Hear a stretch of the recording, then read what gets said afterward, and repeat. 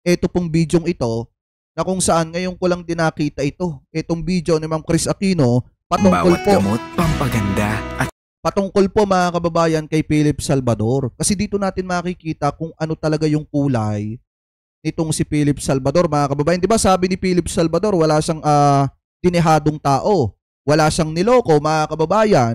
So eto, pakinggan po natin etong video na nagsisirculate sa YouTube mga kababayan na 5 years ago pa po ito pero ngayon lang nagba-viral. Ano po, so eto, panoorin po natin. On IG, live on Facebook. Good evening, everybody. This is not something I was looking forward to doing, but unfortunately, before things escalate, bago po lumala ang sitwasyon at bago magamit ako sa politika, minarapat kong magsalita na.